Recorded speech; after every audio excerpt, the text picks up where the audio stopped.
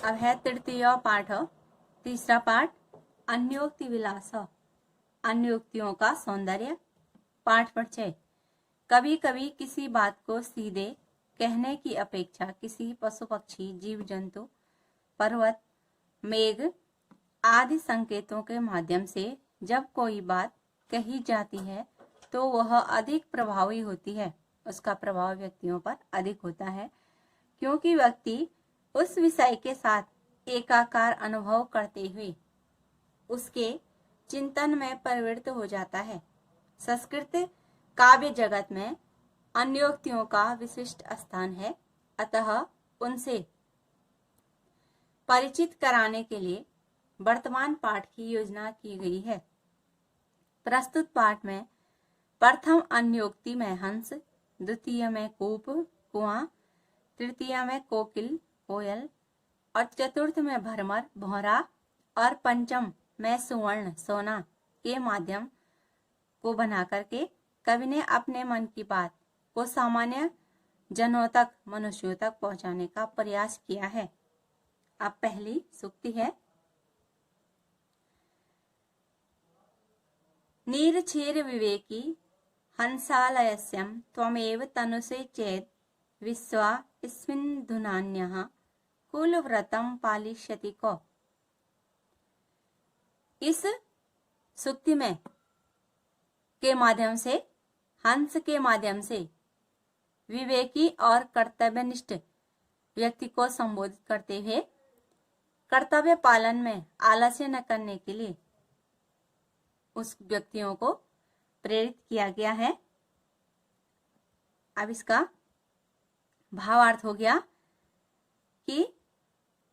हे हंस, दूध जल और दूध को अलग करने के विवेक में यदि तुम ही आलस्य करोगे तो दूसरा कौन अपने कुलव्रत अर्थात कर्तव्य का पालन करेगा। अब इसके शब्दार्थ हो गए, नीर क्षीर विवेकी अर्थात जल और दूध को अलग करने में तनु से फैलाओगे, चेत तो यदि विश्वस्मिन इस विश्व में, अधुना अब वर्तमान में, अन्य अधुना अन्य अधुनाधन अन्य अन्य मैंने दूसरा, पालिष्यति पालन करेगा, कौ मैंने कौन। अब दूसरी अन्योक्ति, नितराम नीचो अस्मीति त्वं खेदम कूप मा वृथा अत्यंत सरस हृदयो यतः परेशान गुण ग्रहीतासी। अब इसके शब्दार्थ हो गए, नितराम माने अत्यधिक नीच, नितराम माने अत्यधिक, नीचो माने नीच, मां वृथा मत करो, यत माने क्योंकि, परेशान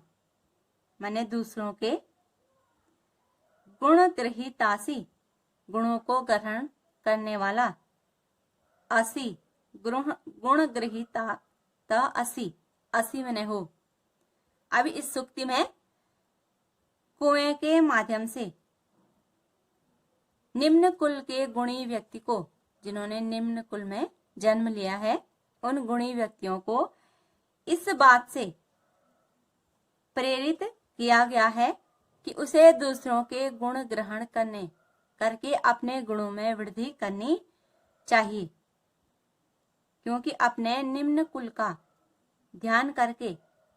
स्वयं को ही नहीं मानना चाहिए। अब इसकी व्याख्या हो गई कि हे कुएं, कूपो कुएं, मैं अत्यंत नीच हूं,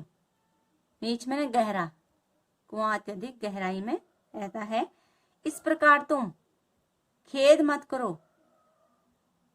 क्योंकि तुम स्वयं को नीच मान करके कभी दुख मत करो, क्योंकि तुम अत्यंत सरस हृदय हो, तुम अत्यंत सरस हृदय वाले हो और गुणग्रहीतासी, दूसरों के गुणों को ग्रहण करने वाले हो। यहाँ कवि कुएं के माध्यम से उन लोगों को संबोधित करते हैं और कहते हैं कि प्रत्येक व्यक्ति में कुछ न कुछ गुण होते हैं, अतः व्यक्ति का कर्तव्य है कि वह अपने उन गुणों में वृद्धि करता रहे और कभी भी अपने मन में हीन भावना